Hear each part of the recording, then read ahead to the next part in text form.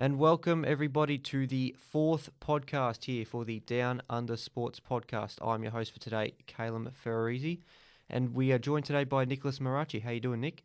How you going, Caelum? Great to be here again for another big edition of the podcast, Things Wimbledon. All things Wimbledon, all things tennis today, and we will usually be joined by Jarrod Fabreo. However, Jarrod's feeling a little bit under the weather, perhaps a few too many beverages in Echuca, but we'll allow that. When you got to do them, you got to do it. So unfortunately, you're stuck with us two for today, but hopefully Jarrod will be back for next week. So, as we said, we will be discussing tennis today, and obviously the big news in tennis at the moment is Wimbledon. Wimbledon is well and truly up and running, and we're into the quarterfinals now, the last eight, the round of eight, last eight, whatever you want to call it, for each of the men's and women's singles matches, or the gentlemen's and ladies, if you're speaking in Wimbledon terms. Very posh. Very posh. Prestigious. It's a very prestigious tournament, and we can tell it's going to be one hell of a tournament because we've got some great tennis players on both sides.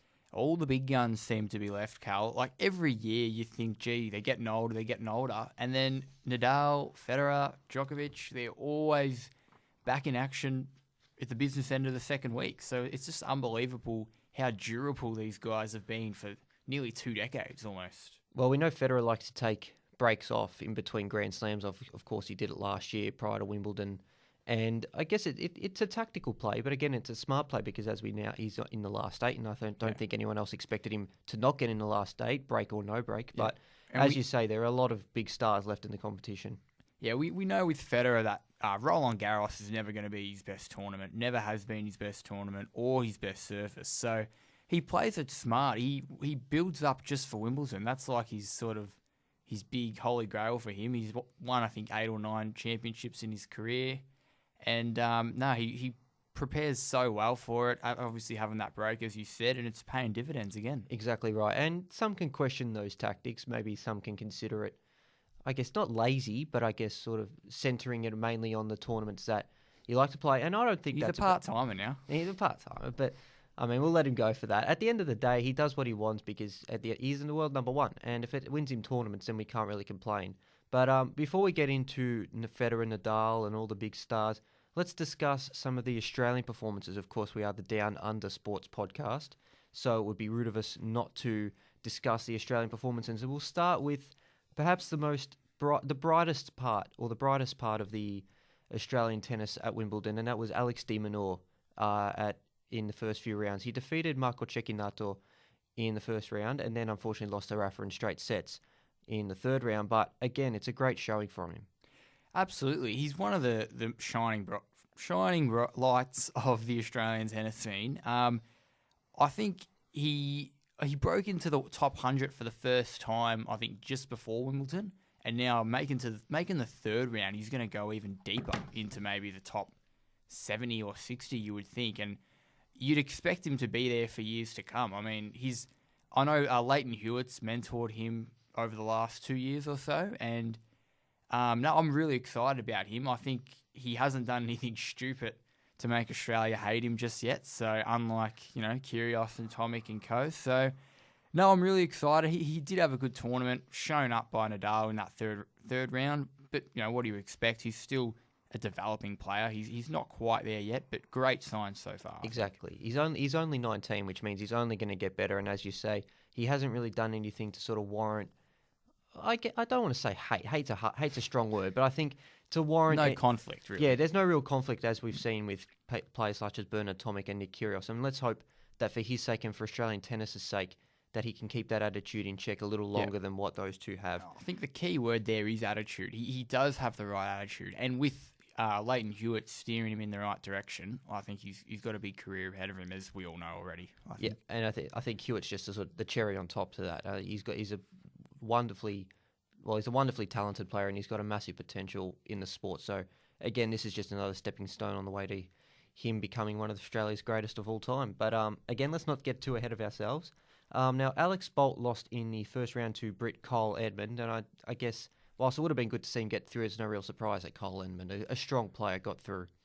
Yeah, look, Bolt, I mean, it was good that he made it to the tournament, but came through the qualifiers, didn't he? Came through the qualifiers, so look, good experience to get some Grand Slam matches under your belt, but still a work in progress. Exactly right, and that's the same with Jason Kluber. He lost to Luciano Pella, or is it Luciano? I believe it is Luciano. And Yeah. we'll roll with that. He lost after coming through the qualifiers in round 1 in 4 sets. He won a set, which is positive. Yeah, so. I mean, you could take something as a silver lining from losing in the first round, but again, at the end of the day, it's not too much of a problem because we do have Bernard Tomic, who was able to get through to the third round against Kei Nishikori, who's, we'll get into this a little bit later, but he's sort of like the Aussie killer at this tournament. He's knocked out Tomic in the third round, and I guess it's about par for where Tomic is at in his career. Yeah, look, what more is there to say? If he doesn't care, he doesn't care. But I think deep down, he still wants to. He wants to win, but he doesn't want to act like he's trying in a weird way. It doesn't even really make sense. But like, I think the way you're trying to describe it might be more so that he's trying to make it look like he doesn't care too much by making it look like he's. I guess he wants to look good on the court when he wins, and if he doesn't win, then that desire goes down. But he wants to. He doesn't want to just win. He wants to look good and win. Exactly right.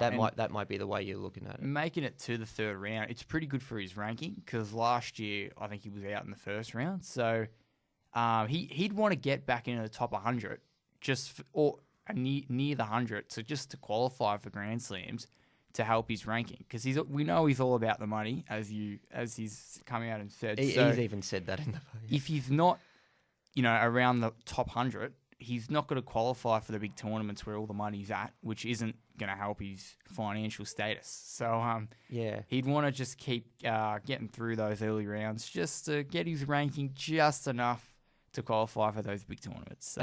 And it is a shame to see him have to come through the qualifiers so often because we know his ranking was pretty high only a couple of years ago. Well, his career best was somewhere in the top 20 from memory. Exactly right, and that gets you automatic qualification, as we know. A high seed, really. Yeah, exactly. Yeah. And it's a shame to see him drop down so far and have to go through the qualifiers. But then again, it is good to see him get through the qualifiers. It's I guess a set of matches that someone with Tomic's attitude may see as, I guess, not on his level. He may not be fully committed to them, but it's good to see him putting in the hard work, at least albeit temporarily, to be losing in third round to Nishikori. But as you say, it would be nice to see him get back into the top 20. And another victim of Nishikori is another Aussie. Another victim of Nishikori, another Australian quote-unquote bad boy in Nick Kyrgios. He did defeat Dennis Insterman in the first round in 4 sets.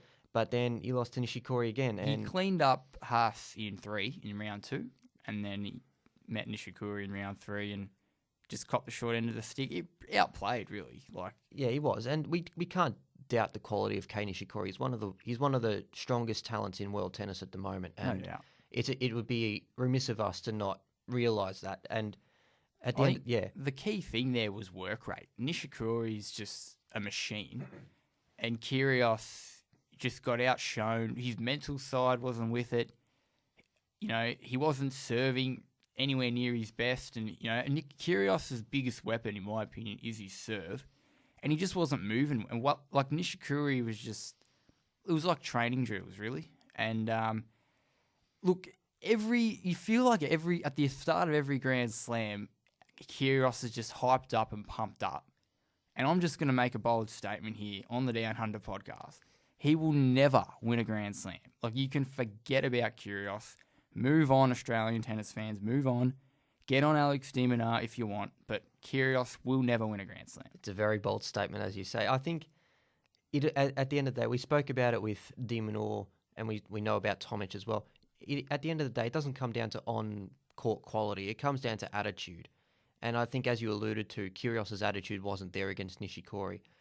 And it really does fluctuate with him. He does tend to come off these highs, and then he drops down really low, and then he comes up again. And that's the problem with him, I think. If he can find some sort of level of consistency, even if it isn't as at his peak, at a peak attitude for him to be able to be playing his best tennis, even if it's somewhere at 70 to 80% of what his best can be, I think if he can keep that consistent, it'll be just as good as having it as 100 for a couple of months or something. I think for him, it's all about keeping that attitude consistent and really working hard. And it doesn't feel like that long ago where he was just a teenager at Wimbledon in 2014 and he actually knocked off Nadal in the 4th round. He made it all the way to the quarterfinals, and you would think 4 years later, if he's making quarterfinals as a teenager, he's going to be right up there in the top 10 by 2018, and here he is, and he hasn't really got much better, to be honest. Like, he's got more physical, he's put on a bit of weight, he's put on a bit of muscle, probably a little bit more polished, but his attitude's probably gone backwards. And just that, the ability to compete for every point just isn't there. So No, it's disappointing, but you've hit the nail on the head. But again, I'm not taking a huge step like you are in saying that he won't win a Grand Slam. I think he does have the potential to do so, but whether his attitude will allow him to reach his full potential and do exactly that. Potential is the key there, potential. But exactly. I've almost given up on him. I've almost just given up on hope that he can win a Grand Slam for Australia, who there hasn't been a men's player that's won it since Leighton Hewitt in, I want to say, 2002. So it's a long time out of it for Australian men's players, and I just can't see Kyrgios getting there. And I was a Kyrgios fan, but he's just turned me off a bit, his attitude, and I can't see it. Well, I think we could really debate this all day. We'll move on. Yeah, we could debate this all day, but we'll move on to... What about the women's? Well, the women's, we'll get to the women's in a minute. I really want to talk briefly about Maddie Ebden. Maddie Ebden had a superb start to the tournament, eliminating David Goffin in straight sets in the first round before being eliminated by Gilles Simon in 4 sets. But again, he's a bit on the older side. He's a journeyman. He really is a journeyman, and I think one thing that we've talked about in terms of Kyrgios' consistency with his attitude, I think something that Matty Ebden's got right is his consistency on court. He's always been good. He's never really elevated himself to great, but he's always been good enough to get himself a few rounds into a tournament. I think he's done the exact same thing here, albeit a bit surprisingly against a player like David Goffin, but again, a pleasant surprise. Well, it's not a knock on him, but he's probably not the most natural talented player. Like, you look at Kyrgios and he's got so much natural talent. Ebden's one of those hard-working journeymen. He's worked for years and years and years. He's 30 years old now, arguably at his prime now at 30. So he's one of those guys that has to constantly work on his game. And I'm saying that, with all due respect, like, not a knock on him by any stretch of the imagination. And no, I think it's fantastic that he's getting to third rounds of the tournaments. We did have 3 players in the men's draw that got to the third round. So I think that's pretty impressive. You'd want one of them to maybe go into the second week of the tournament, but 3 into the third round, decent step, I think, in the right direction. Yeah, and I think considering where Australian tennis is at the moment, I think it's not amazing, but it's not terrible by any stretch. So I think from a men's perspective, we can really call it not a huge success, but a success nonetheless. And to knock off a top 10 in the world as well. And we will get to the women's in a second. I just want to briefly touch on something that will lead into something, but James Duckworth, another Australian, was eliminated by Alexander Zverev in the first round. Now, the reason I bring this up isn't just because Duckworth is Australian, and it is disappointing to see him go out, but Zverev is a player who I think he's still young. He's got his best years ahead of him. He's an amazing tennis player. He's 21, 22? He's basically our age. He's 21, yeah. Yeah, he's basically our age, and he eliminated Duckworth in the first round, but then he was eliminated by Ernest Skulbis of Latvia in 5 sets, and the 5th set was 6-love. Now, this is something we also saw at the Australian Open this year, where Hyun Chung, hopefully I pronounced that right. It's been a while since I last said it, a few months ago, but he eliminated Zverev in 5 sets, with the last set being 6-love. And it's an interesting fact. I think in both games, in both of his last games at the Australian Open and Wimbledon, he's been eliminated in 5 sets, with the last set being 6-love. Is that a query? Is there a query on his endurance? Fitness? Yeah. Well, he's a big guy, 198 centimeters. It is hard to build up that tank when you're that big. He works around his big serve, so when the game when a player stretches him to 5th set, he's gonna feel it, and he's still only young. So I think, look, he probably has got a bit of work to do on his fitness. Maybe he has to have a big preseason ahead of the 2019 year. Before that, like maybe after the US Open, he's probably got to do 2 months of hard work. But I know he's working hard. He's just skyrocketed to world number 4, and I think I don't even think he's anywhere near his best tennis just yet. So, is it a knock on his fitness? Probably right now he's probably lacking a little bit of endurance, but I think a big preseason will get him there, no doubt about it. No doubts at all. And I do tend to agree with you. I just thought it was an interesting fact that you very rarely see players lose 6-love in the fifth set of a Grand Slam match, let alone in 2 Grand Slams in the same year. So it is, you can query it, but as you say, he's still young and he's got his best years ahead of him. It's because he's number 4 in the world where you kind of psychologically expect better. But say he was, number 68 in the world, I don't think anyone would be batting an eyelid. But when you see someone so talented lose like that in a fifth set, you probably ask questions like maybe how are they at number 4, or, are they not there yet? So that's the only reason why I think it's, a bit of a question mark, but I think he's got multiple Grand Slams in him, I think. Most definitely. Big career ahead. I do agree 100% with that. And we'll move into the women's side of that now in terms of the Australian women. Now, we saw Ash Barty. We'll start off with Ash Barty. She defeated Eugenie Bouchard in the second round in straight sets before losing in straight sets to Daria Kasatkina of Russia. Yeah. It's, again, a good showing if nothing else. 17th seed, so yeah, she got to wear it just about where you'd expect.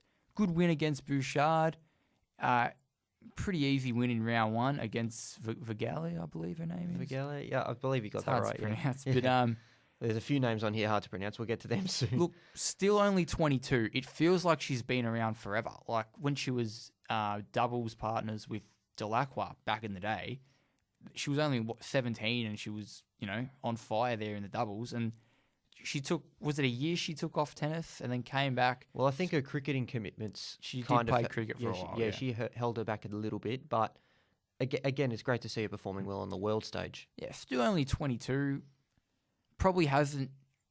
She's still got her best ahead of her, I think. And I think a lot of these players that we're talking about really do. And we question the fitness of players like Zverev, and we question whether Barty's really, I guess, not living up. I don't want to put a knock on her as you mentioned her before, but these players are all still very young, and it's easy to have a look at them now and say that they're not going to be any good. But they've still got their best years ahead of them, all of them. And the advantage of being in the women's draw at the moment, besides, look, Serena's been out for a year, as we know, with the pregnancy and whatnot, but you feel like any year any women can win it. Like, not a knock to the women. It's very even, I feel. So this Wimbledon field is very open. This Wimbledon field, but even any Grand Slam, if Barty has a good run, there's no reason why she can't get to a semi-final and maybe even go all the way one year. She just needs the right I guess the draw. She needs the luck of the draw. A bit of luck of the draw, but I still think she does have the talent to do it. I agree. It'd be great to see her reach the final stages of a tournament, let alone a Grand Slam and creep into the top 10 sooner rather than later. Well, we'll briefly touch on another Aussie in Dasha Gavrilova. She came up against another Aussie in Sam Stosur in the second round, where she defeated her in straight sets. But then she came up against Sasnovich of Belarus. Belarus, yep. And she lost to her in the third round in straight sets. But again, in similarity to Barty, it's a good showing, but I think it's fair to say that we expect her to climb up a few more rounds in the near future. Yeah, Gavrilova's sort of been in... She's had good showings for a few years now. Like you're sort of waiting for her to just break the glass ceiling and go deep into a Grand Slam tournament, and it hasn't happened just yet. Well, we saw her get pretty deep in the Australian Open a couple of years back now. Quarterfinals, I think she made, possibly. Quarterfinals was either 2016 or I think it was 2016. She got really, really deep into one. She made the fourth round in 2016 and 2017. The fourth. Well, there you go. I mean, that's a good showing. That's a good showing, especially from an Aussie at the Aussie tournament. But I think, in similarity to Ash Barty, it's a good showing, but she's still got her best years ahead of her. Well, she's 24 now. It's always going to be hard for someone her size, like 166 centimeters. So diminutive. Yeah. Look, I don't know. Look, Gavrilova's. I think the fourth round, maybe quarterfinals, is probably her ceiling. To be honest, it's sort of that's her par at the peak. moment. Yeah, that's where she would expect to be at the very least at the moment. Yeah. I don't know if she's got all the tools to win a Grand Slam, but fourth round quarterfinal, definitely. And we touched on Sam Stosur, and we'll briefly touch on Alia Tomljanovic, who lost to Madison Keys in the first round. Is that Kyrgios's missus? Could be. I think it is. Could be, but well, in difference to Kyrgios, she lost in the first round in straight sets, and I think against Madison Keys, a strong player from the US, it's not all too surprising. Yeah, well, Keys is still left in the tournament, I believe. Or is she not? No, No, she was out. eliminated. She's out, yeah. Well, just like a lot of the top women's seeds, she was eliminated, and we'll get onto that in a second. Yeah, look, not really much to say. Straight sets loss. It is not much more to it. Exactly right. Against a top player, it'd be rude of us to expect her to go through a long period of the tournament, but it is disappointing to go out in the first round. And I don't think Tomljanovic is anywhere near it in ranks or anything like that, so she wasn't expected to go too far.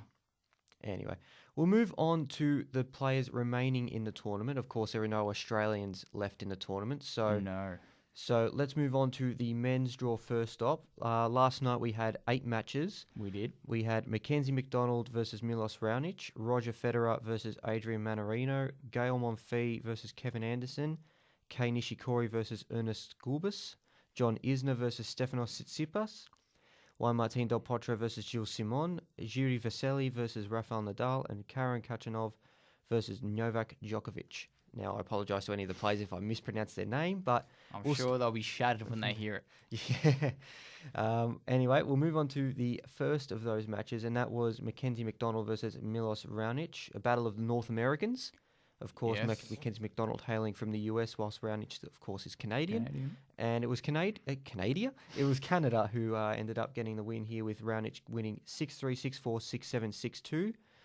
But McDonald's been pretty impressive in Grand Slams this year. He had a good showing at the Australian Open, albeit making it only to the second round where he lost to Grigor Dimitrov. He has. But this is, again, another good showing from him. He sort of bursted onto the scene only in the last year or so. He's 23, hasn't really been on tour that long. And then he's just...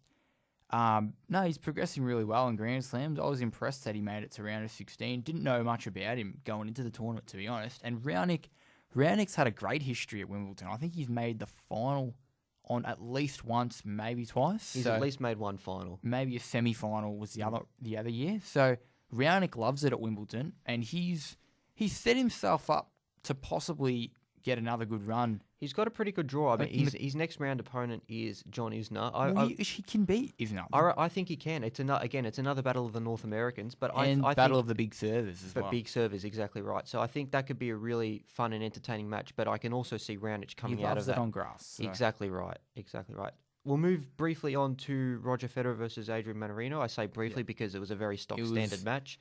6-love, 7-5, 6-4 Federer. He had a bit of trouble in the second set. I think Mannarino had a break up on him, I think, and Federer was sort of fighting to stay in it, maybe. And then he just cleaned it up, and it was just all smooth sailing. Smooth sailing from the best player in the world. Yeah. And, as you say, I think he was struggling in that second set, but I think once he won the second set, that really sort of, not sealed it, but I guess that put him on the path to victory. We'll move on to Gael Monfils versus Kevin Anderson. This match was very tight. All matches went to at least a 7th game. Obviously, 3 of them were tie breaks, and then one was 7-5. So we had Kevin Anderson win 7-6, 7-6, 5-7, 7-6. So a very tight contest, and 3 tie-break wins for Anderson. Yeah, look, I think on paper it sort of looks really tight, and he was. So Anderson, he's made a Grand Slam final before. He'll be looking to go deep again, and at 8th seed, he's on the right track. He's doing quite well. He is indeed. Next but I think match he's got Federer coming up in the quarterfinals. So that might be. So yeah, he might be. He's going to run into it now. Yeah, he's going to be hard pressed to get through Federer. But I think if he can continue to win those tie breaks, if they come in this match, if he can win the tight contest, then I think he can set himself on a path to causing a boil over. He's playing really clutch at the moment. So if he can push Federer.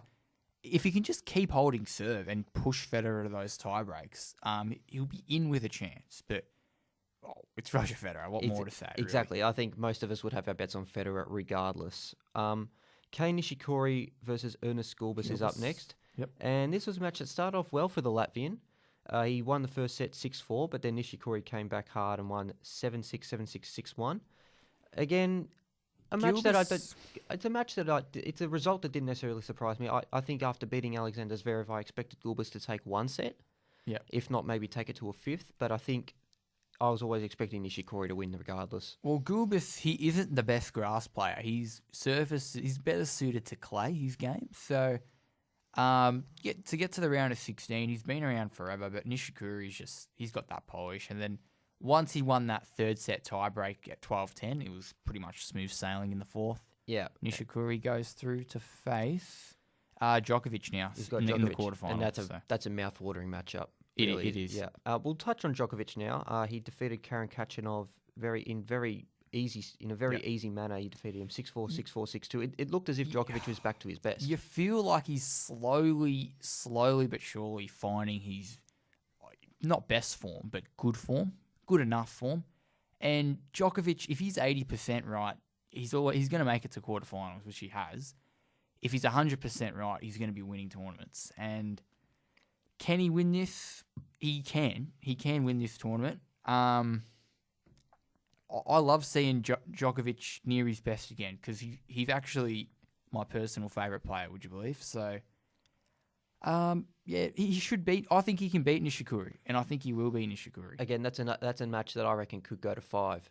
I reckon It could go to 5. It could go to 5. As good as Djokovic was against Khachanov, I think Nishikori is the sort of player who could take at least one set and I think really provide a battle. Since Djokovic has come back from injury, he hasn't really been pushed in a hard 5. He has, but he hasn't in Grand Slams been pushed to a 5-setter. So I think if Nishikori can get it to 5, he might even knock over Djokovic here, and it'll really show us where Djokovic really is at with his fitness, and if his body's right, it really show us. It's a great sign of where he's at. Exactly right. We'll move briefly into the last 3 matches. John Isner defeated Stefanos Tsitsipas. Again, hopefully I pronounced that right. But Tsitsipas he's a young player from Greece he's been a real live wire in the tournament, and it's a shame to see him go out. But again, against Isner, one of the top 10 seeded players in the tournament, it's a pretty expected result. Yeah, look, Isner. I think Isner was always gonna just have that edge over him, just the size, just the serve. But great showing from Tsitsipas. Can't even pronounce it. Tsitsipas, I think, is how you would pronounce it.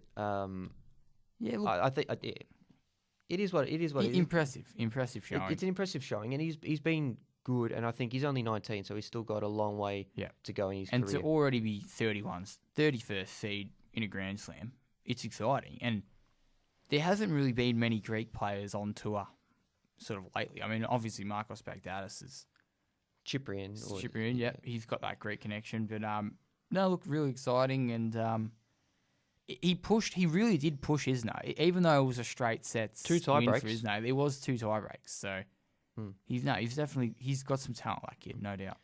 We'll briefly touch on Jiri Vesely versus Rafael Nadal. Again, stock standard result: 6-3, 6-4, 6-3 Nadal.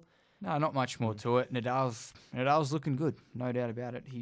He can win this, no doubt. There's a lot of players who can win this, and one of those I believe could win it is Juan Martín del Potro, one of my personal favourites. Now, he had a match against Gilles Simon, which went 7-6, 7-6, 5-7 before play was suspended after three grueling hours. I was staying up watching it, and it was a really good match up until the point where it was suspended. Obviously, play will continue. Later tonight. Del Potro's up to 2-1 here. So, obviously, he won the first 2 sets in a tiebreak, and Simon hit back in the third to win it 7-5.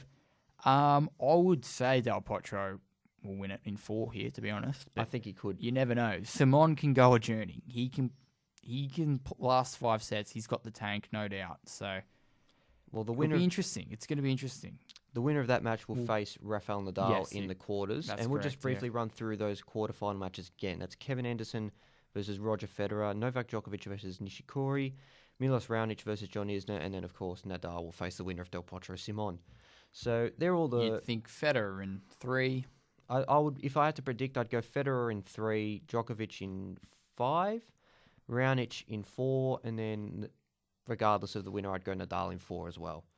So we'll move into the women's side of things now. Obviously, we had their round of 16 matches. So we had Karolina Pliskova versus Kiki Bertens, Su Wei Xie versus Dominika Sibulkova, Julia Korges versus Donna Vekic, Angelique Kerber versus Belinda Bencic, Camila Giorgi versus Ekaterina Makarova, Yelena Ostapenko versus Alexandra Sasnovich, Alison Van Uytvanck versus Daria Kasatkina, and Serena Williams versus Evgenia Rodina. All of these, there was only one of these matches that went to 3 sets, and all of them results were, I think, apart from a couple of outliers, most of these matches went the way most people would have predicted. Yeah, look, no big surprise really. the draw's right open. Anyone can win this, I think, if Yeah. they hit some form in the right end of the tournament, which is right now. Exactly right. This is the time where you want to be on your best game. Yeah, so we'll go from the top, I guess. Pliskova versus Burton's.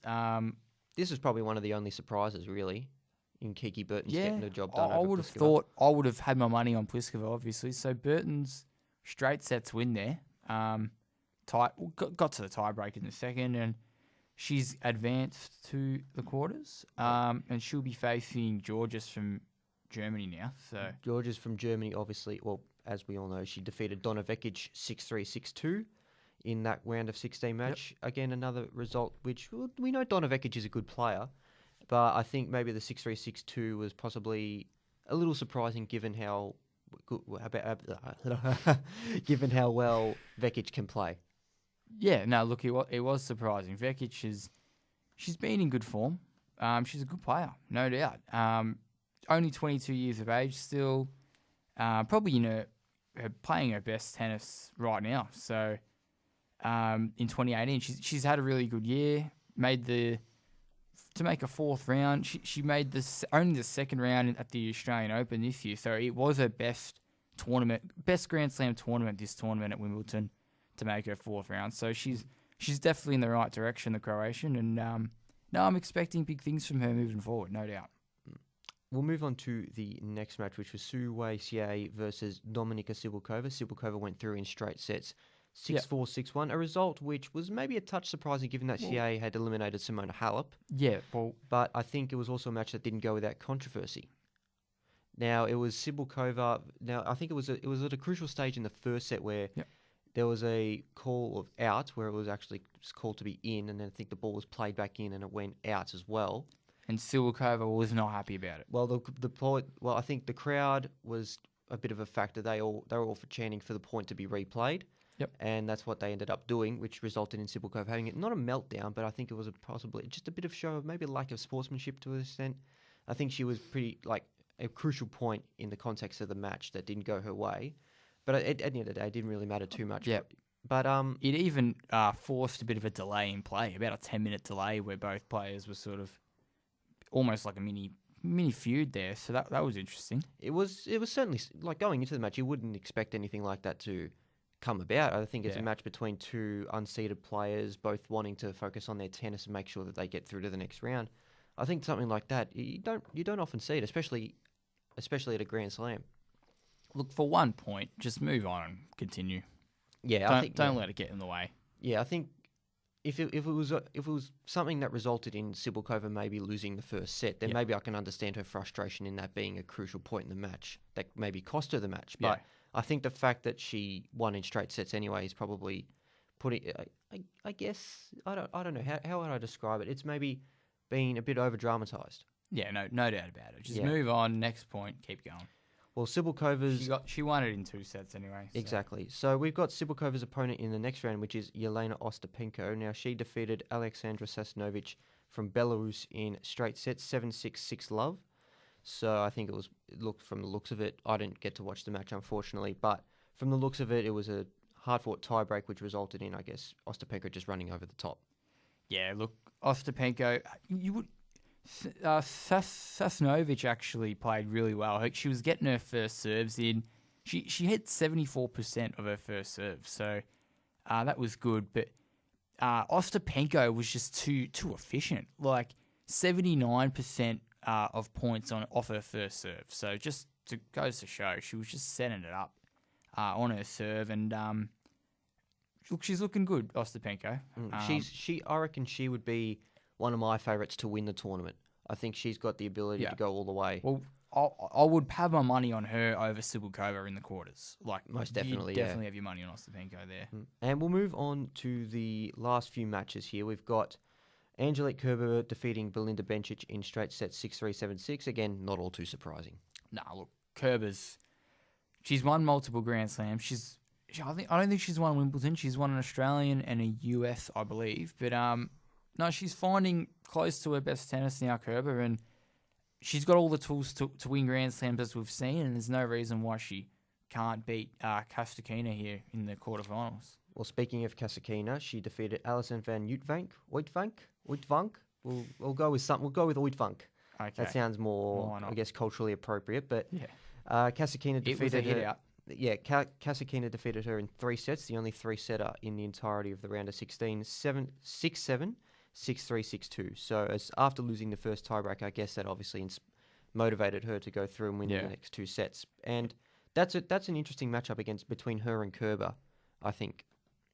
The 14th seed versus the 11th seed. It could really be a match that defines either one's Wimbledon. Yeah, well, I think it's a really evenly matched. Out of all the quarterfinals, I would say it's the most evenly matched quarterfinal. I couldn't really tell you who's going to win that one, to be honest. If I had to put my money on anyone, it would be Kerber. I would go Kerber just off her experience in quarterfinals and at the business end of Grand Slams. But then again, it wouldn't surprise me if Kasakina came not through at with an all. upset. Not at all. They're both hitting their first serves is going to be really important in that game. We'll move on to the final 2 round of 16 matches, which was Camila Giorgi versus Ekaterina Makarova of Russia. Giorgi of Italy obviously went through 6-3, 6-4. It was again we know how well Giorgi played in the Australian Open, so it's not all too much of a surprise to see her reach the quarters here. Yeah, look, she's been really impressive. Hitting her first serve, 71% of her points she won on first serve, so it's quality stuff. And the Italian, I don't think she's made a quarterfinals before in a Grand Slam, so to get this far, she's going to run into Serena Williams now though in the quarters. We're going to get to Serena now. Yeah, well, Serena. What do you make of Serena's form? It's again in similarity to Djokovic. I think it's very ominous the way she's playing. She's looks to be near her best once again. Yeah. But at the same time, she's been out of the game for a while and only recently returned. So I mean, I don't see Georgie causing an upset, but if she comes up against a high-ranked player in the semis, she could get knocked over. But I think if I had to put my money on anyone to win this tournament other than Yelena Ostapenko, for me it would be Serena. Well, the scary thing with Serena, she hasn't played, anywhere near her optimum best, but she's just been all right, and she seems to be winning easily. So that's a bit of a scary sign for the rest of the women on her side of the draw. But yeah, you'd expect her to win her quarterfinal today against Georgie later tonight. We'll briefly run through these quarterfinal matches. Daria Kasatkina versus Angelique Kerber. Again, still got our money on Kerber. We do. I do, yes. Yeah, well, we would go through Jarrod's best bets, but Jarrod's not here. No Jarrod here today, so we'll have to can that for next week. We'll go Kiki Bertens versus Julia Georges of Germany. Who do you think is going to get through there? I would put my money on Bertens. I think she's running too hot. Look, tough one. Either of them can win. I'm going to say Georges. I'm going to go with Georges. I think the way she played against Vekovic, she won quite comfortably. You know what? I'm going to go Bertens, actually. Bertens, ooh. I think Bertens' serve is going to help her, and she's going to get the win. I'm going to go Bertens. Bit of a swerve, but again, not too, I guess, unrealistic. Both players are in it with a chance there, most definitely. Yeah, absolutely. Then we briefly touched on Cibulkova, Ostapenko. I can see Ostapenko going through in straight sets comfortably. And then obviously Serena versus Camila Giorgi, again, possibly straight sets. I would say Serena in straight sets there.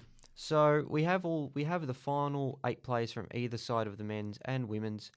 If you had to pick a winner from the men now, who would you go with? Before I let you answer, go through who you think is going to win. Who do you think's probably, like, whether it's their favourable draw, and if they don't win, who would you have as maybe a dark horse or a surprise packet? Surprise packet Del Potro. He's been playing very decent tennis. He's going to have to get past Nadal, who looks just in fine form. He still has to get past Simon as well. Oh, he hasn't even got past Simon yet. But assuming he beats Simon here, he's got to get past Nadal. So there's still lots of work to do.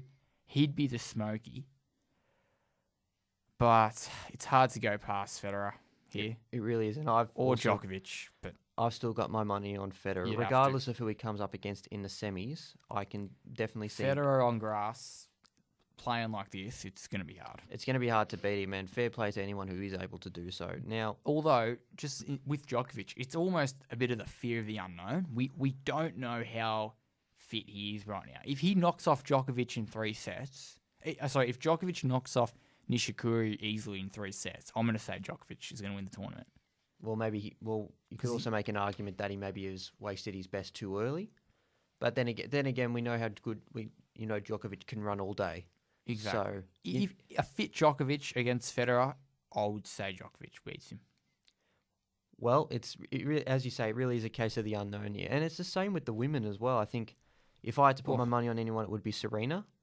But in similar, that's like Just because it's Serena. Just because it's Serena, yeah. And I think she's really snuck into the tournament as the 25th seed. And I think that she does have we know she's got the ability to get through them in the final. But will she be able to come? Yeah. You wouldn't judge her by her seed, just because we all know what she can do. I think Ostapenko's looking good. She'll have to beat Serena. I think she's in a semi assuming she beats Cibulkova, which I think she will. So Kerber's there as well. Kerber would be my dark horse. Grand Slams. Yeah, Kerber's definitely the dark horse. I don't think grass is her best surface, but now look, I'm just gonna say Serena here. Serena's looking good for me. I tend to agree as well. So I'm just gonna say I was watching a cool documentary on the 2008 Wimbledon final last night. It's called Strokes of Genius, and it follows arguably the greatest tennis match of all time against Federer and Nadal in the 2008 Wimbledon final. Nadal ended up winning in 5 sets. Little spoiler for you.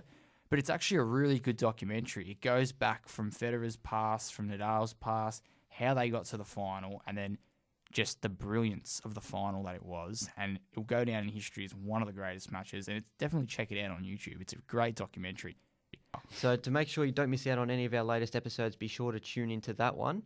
Follow us on Twitter. Follow us on Twitter. It is @down_podcast. So it's not down under, it's down_podcast. So down_podcast. You heard it from Cal. Give us some feedback. We want to hear it. Exactly right. And hopefully by next week, we'll have a little jingle intro for you. So hopefully. Again, that's all we've got time for on today's episode. Hopefully we have Jarrod back next week. Well, hopefully we do have Jarrod back next week. Hopefully if he's recovered from his big weekend bender. Echuca bender.